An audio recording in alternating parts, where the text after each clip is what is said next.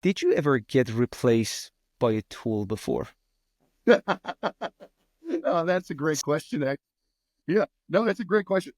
So, thinking about every job that I have I ever been replaced by a tool, a piece of technology? The answer is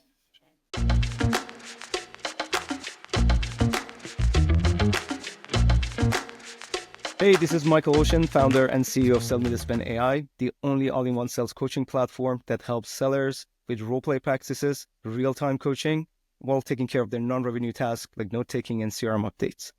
Less about me and a little bit more about our guest. Today I have Andy, who got over 20 years experience leading enablement for notable companies like Oracle, Marketing Cloud, Impact, and more. And now he's the founder of MVP Sales Coach, and he offers expert sales coaching and fractional leadership, especially beneficial to mid-sized companies. And today's topic is going to be onboarding. So over to you, Andy. Just tell us a little bit about yourself and how you got into sales. Michael. Thank you for the introduction. Like many people out there, what got me in sales literally was the necessity to eat, to pay bills, to take care of my wife and my family. Seriously. Sales was not something I started off with the idea, I'm going to be a great salesman and do this. Sales was something that just kind of happened along the way. And I found that I had a particularly good aptitude and ability to do that. And it really was not because of my ability to grasp information, technology, knowledge. Those things were important, had a part to play, but it was really because I had a level of care and empathy for those that I worked with, as well as those that I was wanting to do business with and for. I always went into work with the idea of integrity is what matters, not just making the buck. So I might be a little different than some salespeople out there because at the end of the day, I don't entirely measure everything by the money, but I measure it more by the relationship. That makes sense. Like everything you mentioned just to me describes a great quality of a salesperson. And sometimes, again, it's missing. But when you have that level of care and curiosity and, passion for learning about whatever space you are in, that makes a great salesperson to me. All right. So going back to our topic, in a few words, what is onboarding really? Well, I think that's a two-part question, or maybe multiple, more than two. But what onboarding is, unfortunately, for most, is the check the box activity and necessity of bringing a new employee into a company and pronouncing them ready to hit the ground running to be successful in sales. I think we all know that that's a goal. That's not necessarily the result of what happens by most onboarding programs that are out there. Onboarding programs shouldn't be an exercise that, let me put it this way. Enough of you have watched shows and movies and you know exactly what it is when I say waterboarding. A person's laid on their back, strapped down with no ability to defend themselves. A cloth is placed over their head and people dump bucket after bucket after bucket, or maybe a fire hose of water over their head. And we expect that at that point to manipulate them enough or change them enough to get the answers we desire out of them. And we do this in enablement. We do this in sales and onboarding programs today, thinking if we expose them to the fire hose and if they can breathe, just breathe after it's over, it's a success. We don't ask the questions afterward. Did they retain the right information? We don't ask ourselves the questions. Did we give them too much? So onboarding should be an exercise that prepares the employee to be as successful as fast as possible, but also shouldn't be done in a way that we expect they're going to amass the sum of all knowledge right off and coming out of the gate in order to be successful. Learning needs to be a progressive experience that continues on past onboarding. That's why I like the phrase everboarding instead of onboarding or waterboarding. Makes sense. Look, you touched on something really interesting because everybody's always talk about like successful ways, if you will, of doing onboarding or any activity, per se. So today I actually want to focus on, things that actually go wrong with onboarding. So maybe you can talk about the worst in onboarding and what we can actually learn from it. Look, I know you started your journey as a seller before you got into enablement. So let's start with, understanding or getting a little bit more information about your experience as a seller, or some of the worst experiences that maybe you had in the past getting onboarded. Oh, sure. Sure. That's actually a really easy one. And the fear and the trepidation and the anxiety and the emotions come back to me still to this day. As a young seller, first thrown into the market space, I was first presented with the necessity to sit down and consume hours and hours of material so that I would be a product expert in what I was going to sell. And that created more of a problem that surfaced later than initially up front. But initially up front, what it did is gave me a sense of anxiety that I just simply didn't know enough. What I found out later was the most successful people in sales are ones that don't know enough, nor should they ever know enough. They should know just enough to get in the door, just enough to start the conversation, just enough to move from that initial conversation to a next step and phase and commitment, just enough to follow up on that conversation with the salient points and ask, was there something else that we neglected in this call that maybe would be important to you? Just enough to take those pieces of information to build the next piece moving forward. I think too many times in onboarding, we try to build the house before we start with the first cornerstone. Mm-hmm. And we think we can get this whole thing done and it's going to look just like that. Some of you have probably seen the television show that has the concept, Nailed It, where people are building different things or making cookies or cakes and stuff by a recipe. And the picture up front looks perfect. And the one that they create is just enough to make you just roll with laughter. But unfortunately, in onboarding and enablement, when you expose somebody to countless hours of that type of training and pressure, then you just say, you're ready, go hit the ground. They're not equipped with any of the tools to sell. So all they're going to do is stutter and fumble or take the wrong approach or be too forceful or other things. And then they wonder, why am I not a success?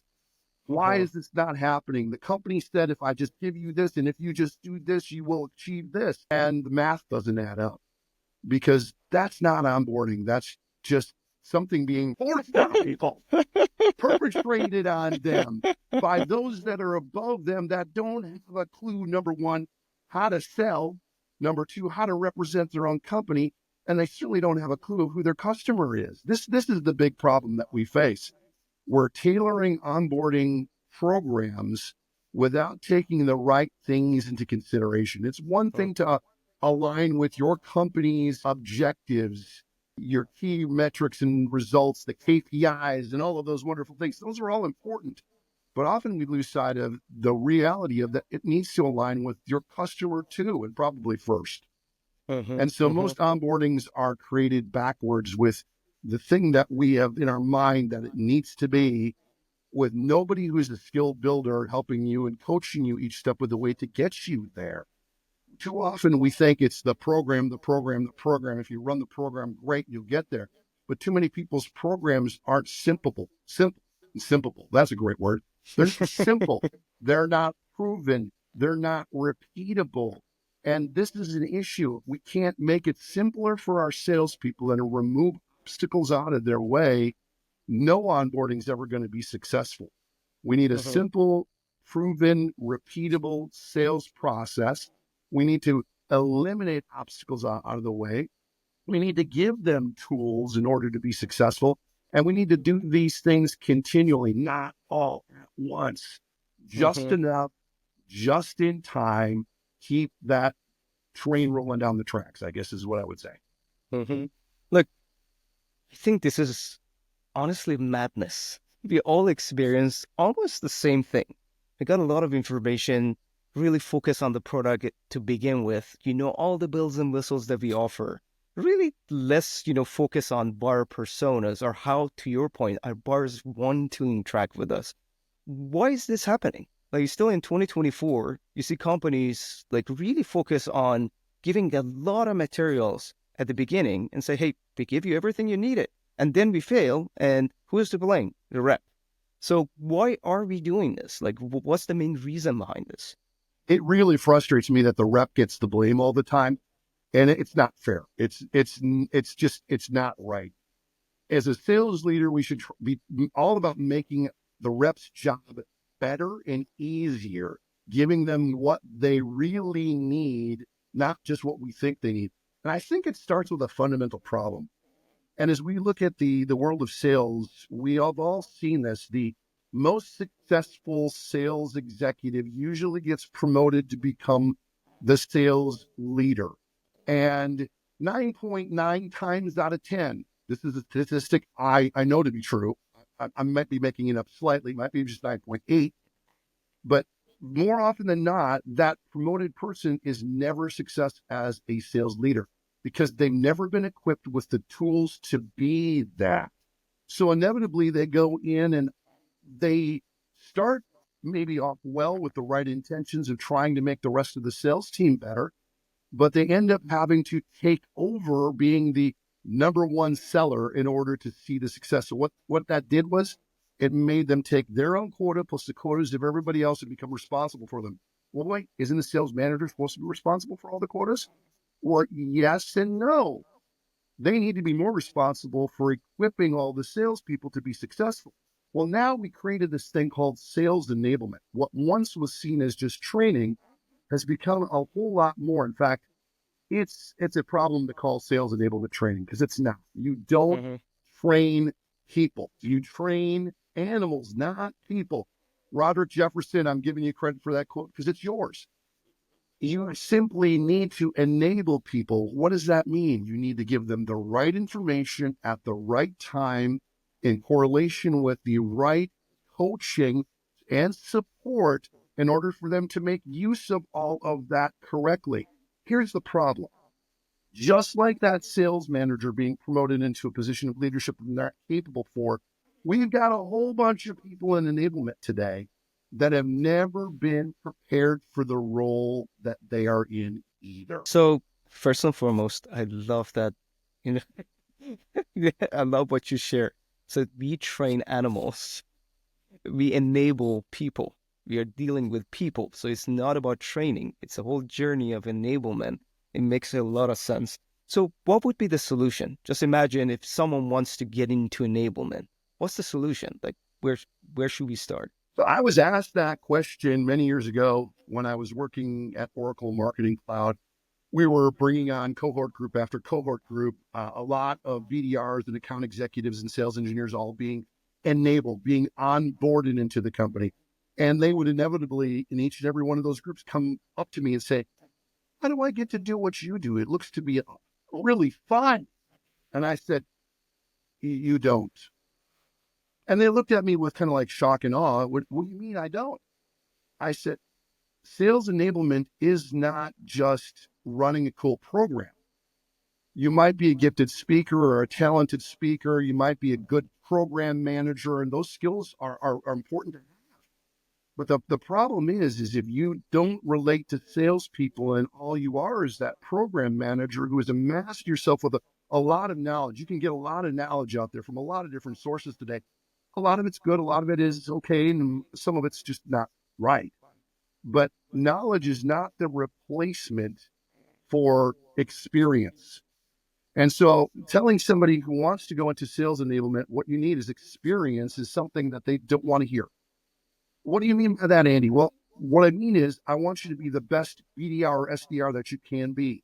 If the company's asked you to Totally. fulfill that role for a year, do it for 2. Why 2? Because you're going to learn more in that role than in any other role in the company, period.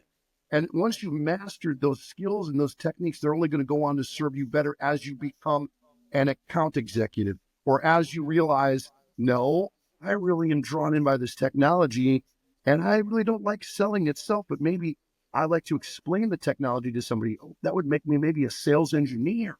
Or maybe I come up with creative ways that I can talk about what we do as a company and how it resonates with the customer who has particular pains and problems and negative impacts that they're facing.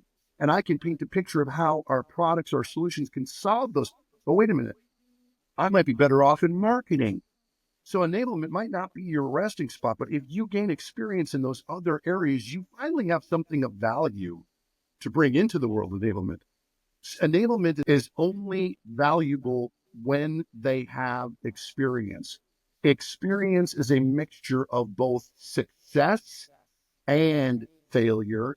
And I maintain, I'm not postulating here, I maintain as an axiom, your greatest amount of knowledge comes not in success, it comes in failure.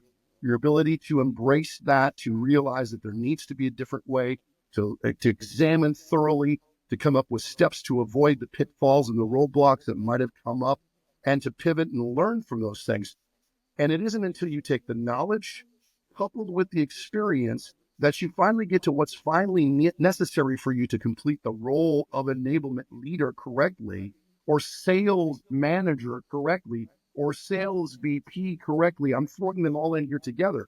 That's wisdom. If you don't have wisdom, I don't want to learn from you. You can write every book in the world. You can say you've got all the knowledge in the world. We all have access to the knowledge. This is no mystery here. If you've been playing around with any of the AI tools now and you want to know something, it's no longer Ask Jeeves. It's no longer Google this. It's let's go into Chat GPT or Gronk or pick one. Okay, there's a number of them there. And if you want to know detail, you can get it quickly and you can get it much more accurately than trusting your web search engines to get you there. That's knowledge. But what do you do with it when you have it? Experience teaches you what to do, what not to do. Wisdom is where that is all played out. Sometimes you do nothing. Sometimes you use it. Sometimes you do not use it. And until you can get to a point where you have enough wisdom, you're of no value in the enablement world. I can teach you how to use knowledge and be an effective program manager. If you're not a salesperson and never had that acumen in you, I can't tell you how to be a salesperson. You need to experience that. And here's the biggest problem, Michael. Salespeople don't like their time wasted, just like a customer does not like their time wasted. This is why there's so many people and so many salespeople today that are upset with enablement. Enablement gets the blame. Even when it's not enablement's fault, you hear business leaders saying, what we have is an enablement problem. Here's my air quotes. They're taking enablement to be something that it isn't and should never be. And those things all need to be fixed. And it really starts, honestly, with getting the right people in the right role who have the right gifts, the talents, and the skills to be of value there and not to create more problems for everybody else that they're working with. Look, I really love this. I appreciate you sharing this. I can take this in so many different directions right now. Like, for example, you said, okay, what's next for me? Like, should I go become an AE, maybe a senior AE, sell enterprise, or become a sales manager, or learn more about marketing, or maybe enablement? I think that has something to do with, a caring, knowledgeable leader who, coaches you on this stuff. Look, hey, as a BDR right now, you can be an AE, and this is what an AE role and world will look like. Do you even like this? Do you like the sound of it? But I want to go back to something else you shared. You said you need to be experienced. You need to actually be in the seat and do this. Like even a salesperson, right? You keep doing, you keep practicing, you keep sharpening your skills, right? As an enabler, I want to focus on maybe some of your worst experiences onboarding other people. Because look, right now it's different. Andy is the expert. You've been around for 20 odd years. You've seen it all. But when you started, look, you find that passion project. Look, I want to be in enablement for whatever reason. That's another topic that we need to discuss another day. But share some of your actually, bad experiences, things that you wish you knew 20 years ago when you onboarded, some of these team members. As much as senior leadership says they know what they're doing, they often don't. I'm going to let that just sit with a dramatic pause for a moment. There's been a movement toward embracing and understanding company key objectives, the OKRs of the world. That usually plays itself out in our world in the area of key performance indicators for enablement.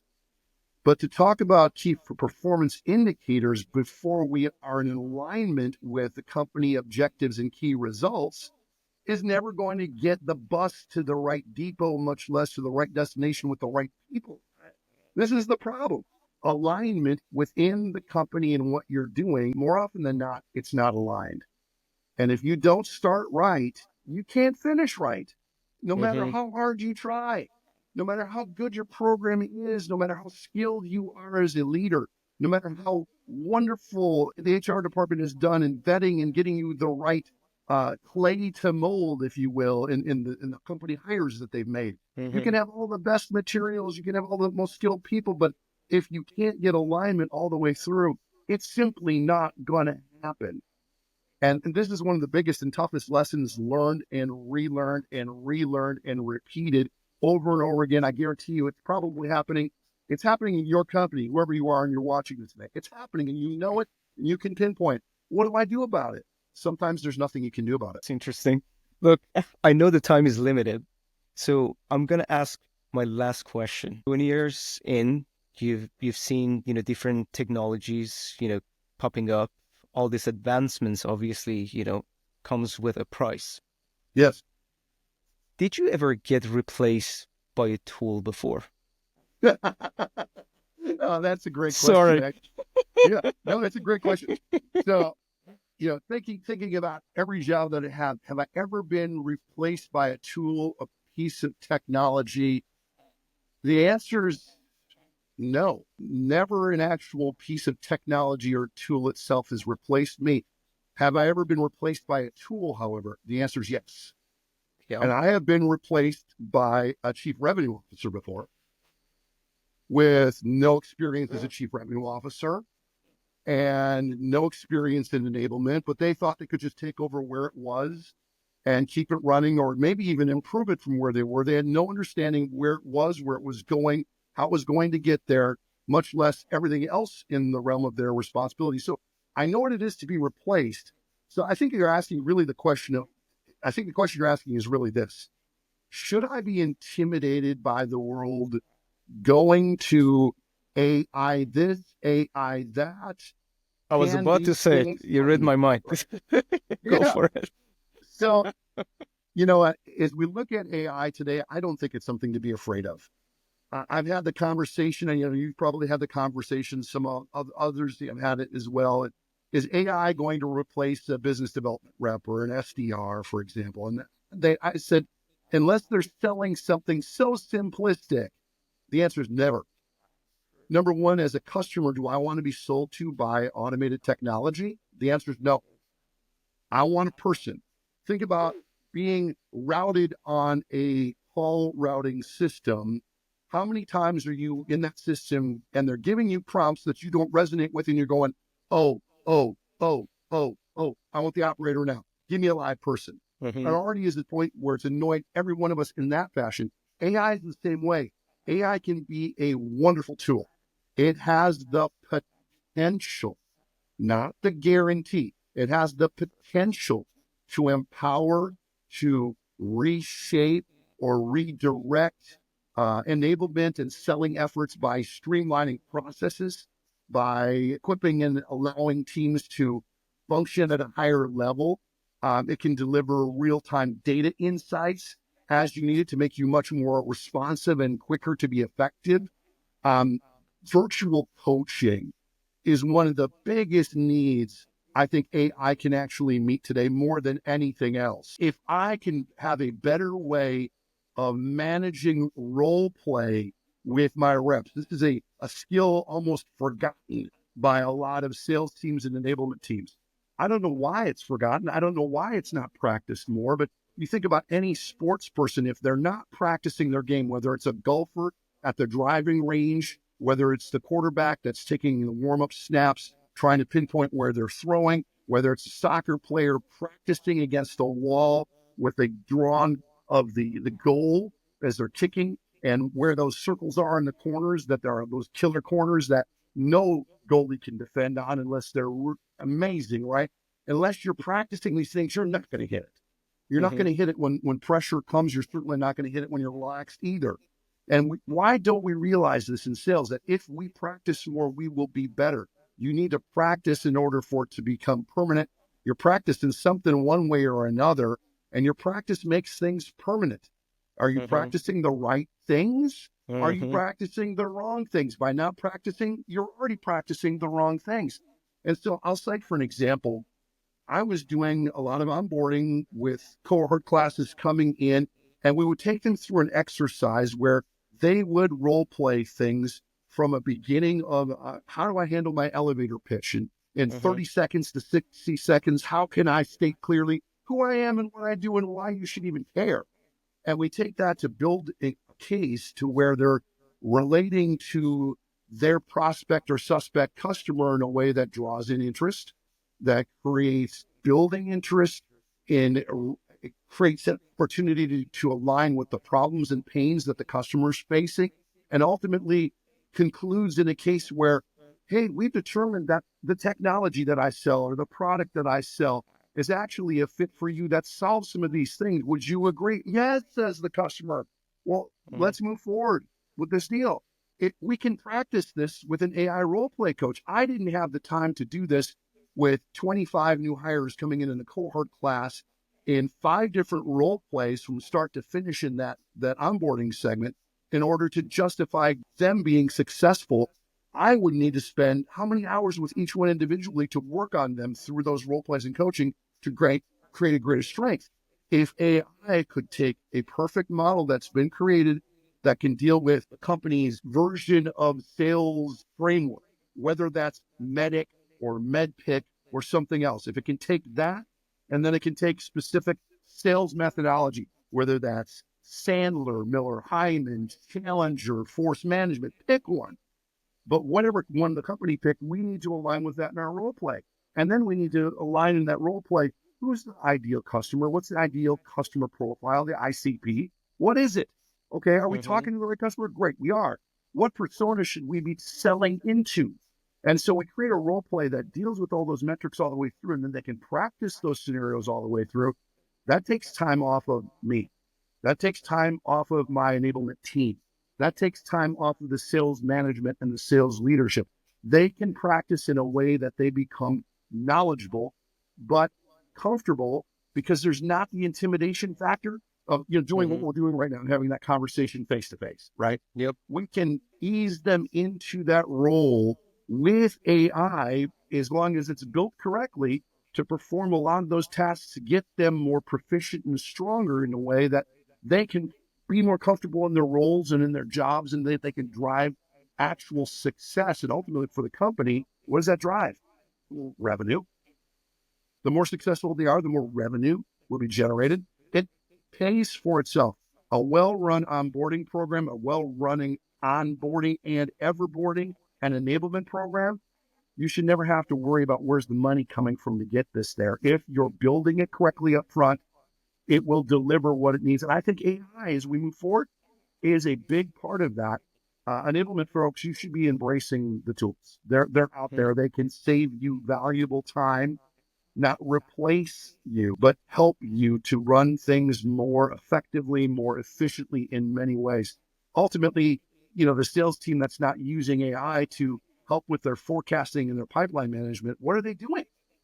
Mm-hmm. There are wonderful AI tools in that venue too that can get them there. Everything that I've talked about, I think is something more to be embraced rather than run from. Absolutely. Look, we share the same sentiment, and now that you brought it up and broke everything down perfectly, I'm going to do a shameless plug here. So, if you guys are in enablement or running sales organizations, if you want to run exactly what Andy just explained in terms of running these role play sessions and give instant coaching based on your company methodology or best practices, you can take a look at SellMeThisPen, and you can directly reach out to me at michael@sellmethisspen.ai, and I'm more than happy to share some of our best practices with you guys. And again, Andy, thank you very, very much for sharing your insight. It's been great chatting with you today because, again, I always learn from your great knowledge. So if someone wants to reach out to you or they have a question or want to be connected, how should they do that? You can simply type in discover success at mvpsalescoach.com and send me an email. I'm happy to respond back. If you've got questions about Michael, his product, Sell Me This Pen, or how I can better equip my enablement team itself or my sales folks itself, please feel free to reach out. There's many ways that I believe both of us can be a great asset and a great help to you. All right. Thank you very much, Andy. All the best. I think that's it for today. You're welcome, and thanks, Michael. I appreciate it. Yep.